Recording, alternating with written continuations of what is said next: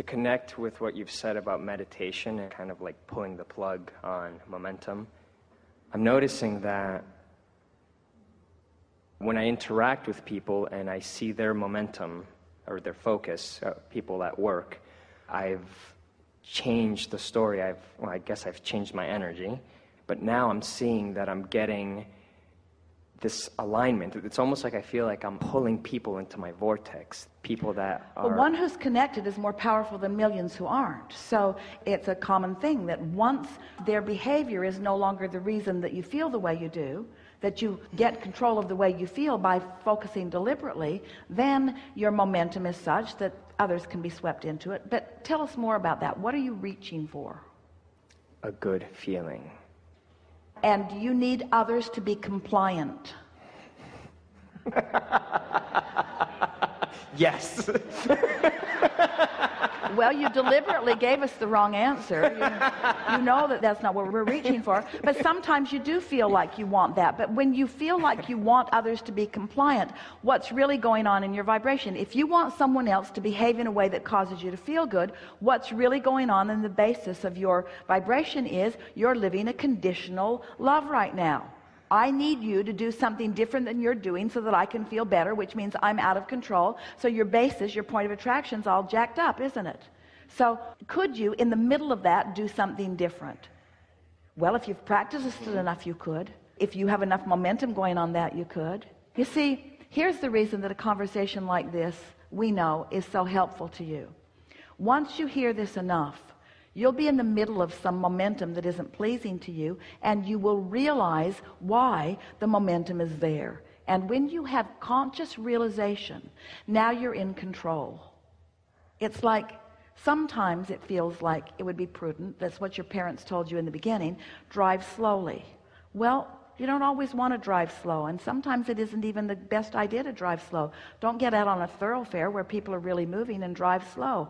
You're more of a problem when you're driving slow than if you're up to speed with what's going on around you. And so when you realize that you are in control of your experience, we just want you to know the faster you're moving, the faster the momentum is, the more happy you really are going to be in the experience. But you don't want to drive fast before you have control of your vehicle. You want to drive according to the conditions. How's that?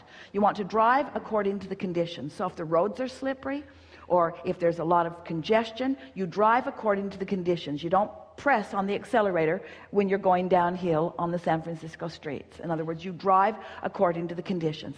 So that's what you're doing. We want you to deliberately, cognitively, deliberately flow your vibrations according to the conditions. We want you to be aware of what's going on around and go as fast as you can go vibrationally according to the conditions. Yes. So how does that fit in with unconditional love? If we're asking you to drive according to the conditions, so what condition is it that we're talking about? The way you feel. If you're really angry, they teach you this all day, every day. If you're angry, do you want to get in the car and drive off in your anger fit? That's never a good idea, is it? Isn't that almost always when something goes wrong, when you're in that place? Do you believe that you can be in control of the way you feel? Yes. Under all conditions? Yes. No, not under all conditions yet. But eventually, you can be in control of the way you feel under all conditions. So, does it matter that you're not in control under all conditions? If a condition comes and you're not in control of the way you feel, is it a problem? Isn't that the way you become in control of your conditions? Isn't it just all by practicing it? By finding the feeling place of it? Yes. Does it bore you when we present to you such a simplistic approach to life that it all boils down to how you feel and you have control over how you feel? And do you want to argue with us in your mind about that? Because there are people in your life that make it really hard for you to feel the way you want to feel. Well, those people are the most significant people in your life experience. Because if you are able to show yourself that you can feel the way you mean to feel unconditionally by caring about how you feel so much that you manage your vibration earlier until you get the momentum going, then you've got it made. So controlling your vibration is all about momentum, and momentum is all about starting at the early stages. It's about how you get it started. That is the reason that you were born into this physical time-space reality where there is slumber. That's the whole point of your slumber. While you sleep, your momentum subsides, and every time you come back into consciousness, you have the then new fresh slate, the new ability to push the reset button and to find a vibration that feels good to you. And it is our promise to you.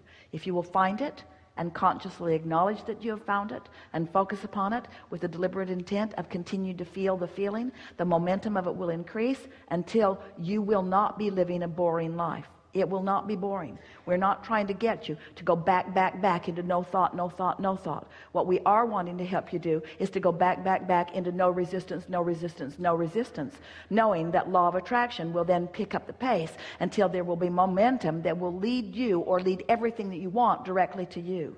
You are supposed to be living the manifestations that you want.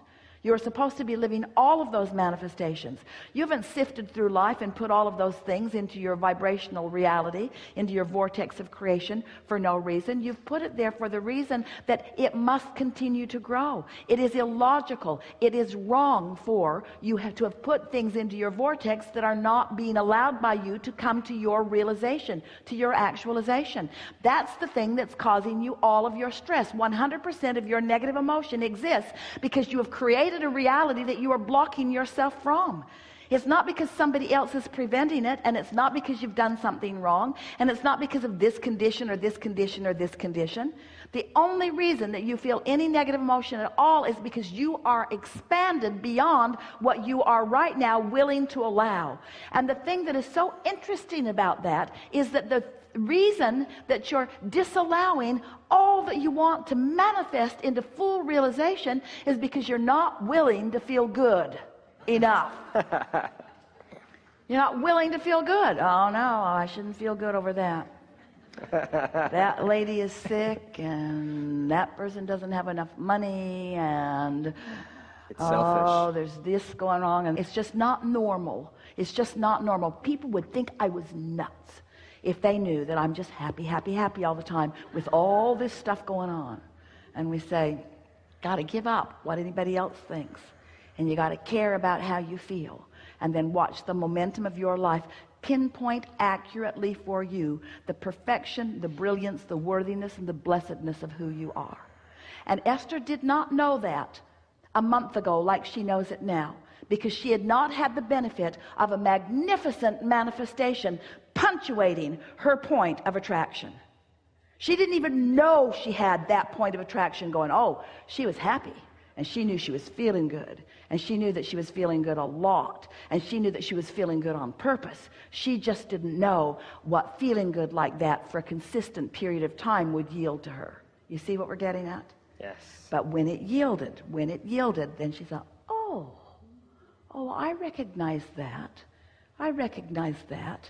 I held myself in happiness during the gestation period. That's all you got to do. That's Enough? awesome.